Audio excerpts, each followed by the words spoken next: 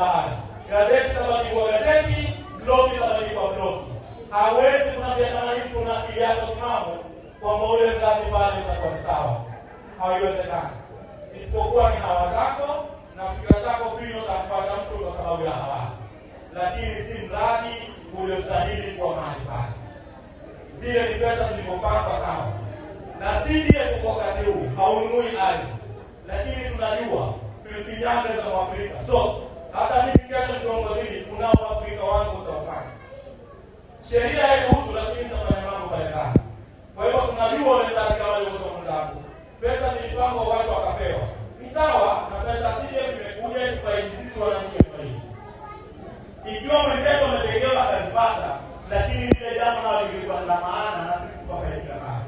Leo tunaweza pesa mwenzako wapate, familia yote ipate, na kitu yenyewe kisha kitatufaidi sisi.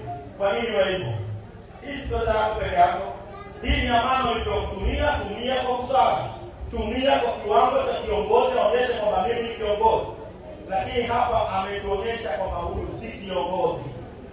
Huyu si kiongozi. Ni kiongozi mpofu, ni kiongozi lugo, ni kiongozi Mungu. Yoyote hapa. Kwanza. Ndugu zanguni, Ndala Center ni masikitiko. Ndio Huduma Center. Ndala wenyewe ni wa maana na mawazo ni sawa. Lakini mahali ulipokwenda kuweka sipo.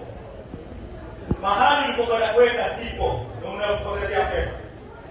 Bora kujenga Huduma Center kwenye ofisi kuu. Ofisi kuu iko hapa, Huduma Center iko hapa.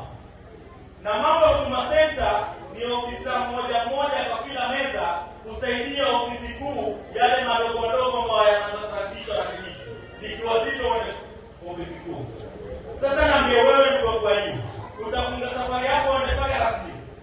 Uondoke nje mpaka kwenye compound ya ofisi yote hapa Huduma Center hii. Utakwenda ofisi kuu au utaingia Huduma Center? Bila shaka mwenye yake ataingia kwa ofisi kuu ndipo atamaliza shughuli zake. Lakini sasa utoke hapa kwa hiyo kisha kwa Huduma Center, maana mambo yangu hili bana ina ofisi kuu imekusaidia nini? Ni bure. Kwa hivyo Huduma Center ilikuwa ni haki ya kiunga wote. Na mwenye akili yake yote atakubaliana na hili. Ni haki ya kiunga wote.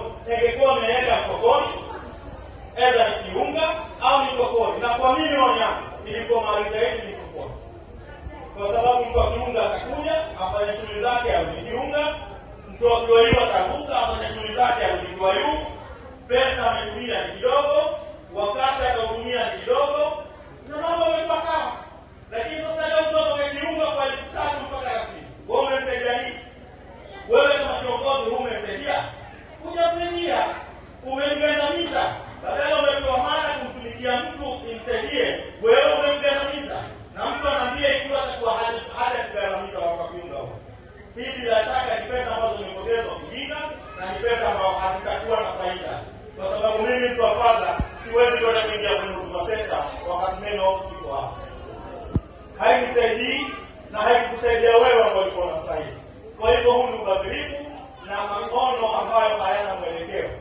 Maono ambayo hana ushauri na wengine. Mimi kama sikupigia kura lakini maoni yangu kwako bado. Mimi sikupigia kura lakini wewe ndiye kiongozi wangu nikitaka nisitaki. Kwa sababu ndio maamuzi aliyofanya. Lakini leo nasikitika hata wengine huku tumepata habari kwamba ni kiongozi aliyechaguliwa leo akaweza kujua kama kiongozi tuliokuwa majukumu mazito. Kiongozi tumekupa kazi nzito, lakini anaweza kukaa na akatathmini huyo alipiga kura, huyo hakupiga kura. Nimepata habari kwa mwingine na matatizo yake Ishakani kule. Amwambia nyinyi hamkupiga kura wa Ishakani. Kwa hiyo kiongozi anasema hiyo. Ati mimi sikuwa hamkupigia kura kwa hivyo sina umuhimu. Kiongozi anayana. Kwa hivyo ndugu zangu, tunasema huyu mtu kama yule kijana mwenzangu alivyosema, saa 6:01, saa 6:01, anastahili hivyo. Anastahili hata kama mazokiwe, ni saa 6:01 wameenda. Nikimalizia, nawaambia watu wa Kiwayu. Kuna mama hapa amekuja akazungumza wawili. Yule kijana mwenzetu alikuja akazungumza. Kwanza, maswali matatu yaliouliza. Hata kama yatakuwepo, watu wakiaribu watie na kilini na waweke hivyo. Haya ni maswali muhimu sana. Wewe unataka kutoa hii kwenye reserve. Vipi reserve ina title 62? Ni vipi hii reserve? Mimi sina ruhusa kupata title. Hao wanipataje na ni reserve? Hili swali muhimu. Ilikuwa vipi mpaka title za 62?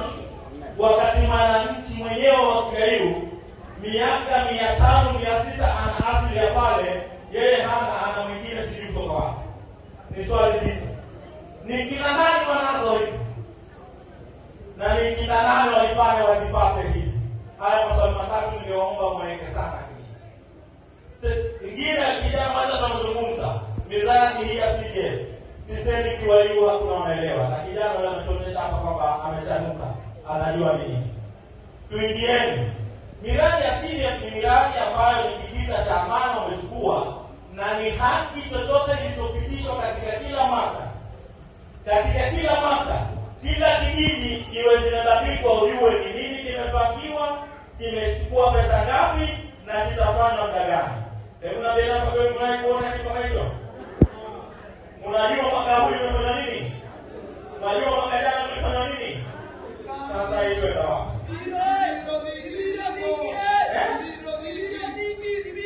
Haya, ndio. Unasikia? Pili, kijana mwingine amekuja hapa sasa hivi akasema habari ya Ngome. Kuna miradi ambayo ni miradi ya national government. Na miradi ambayo inatoka kwa serikali kuu ni miradi huwa ni miradi ya kuendelea. Miradi ya kuendelea naweza kuwa mimi leo ndio nimeunishieti kwamba honga zinatakikana, lakini nisiwahi kwenda kana mwingine endelee nayo. Kwa hivyo miradi ile miradi inaonekana iende step kwa step. Kama nilivyosema huko jana, Sharifu mwaka yule atapigwa kura kuja hapa kuambia kwamba hili limekubalika na nikirudi tutaendelea, nisiporudi kuna mwingine ataendelea. Silikuwa hilo. Lakini hiyo Ngome yenyewe alipoingia badala ya kubali miradi alikuwa na mwingine, mimi na nilipoendeleza kitu cha kwanza ile nabio contractors zilipopesa kwa sababu ya takatifu. Akaziia pesa ya contractor asipate kwa sababu ya takatifu. Yeye anafikiria pengine aliyekuwepo amepewa yeye atapata, kwa hiyo kwanza na kile hicho. Ndio maana hii mradi umekaa hivyo. Huyu ni saa 6 na dakika moja. Saa 6 na dakika moja. Saa 6. Sawa. Kwa hiyo ndugu zangu, kuna mambo ambayo kama kiongozi ukija, yale yaliyoko ni wewe angalia utaboresha vipi na utapeleka. Ukija na mbele ya kwanza tumbo lako, wengine utaki. Hana sifa ya uongozi. Ndio maana hii miradi ya national government imeenda imekaa na lazima tupigania kwamba ni nini. Na niwaulize, huyu miaka 5 ndio Ruweta ilizaliwa, ndio Lamugisi imezaliwa, yale mambo yote yeye yamefanya. Yaingia akili kutoka wapi? Ikiwa wewe hukukuta hivi kuliko ndio umezaliwa leo na leo ndio umeleta, hii dunia ni aina gani?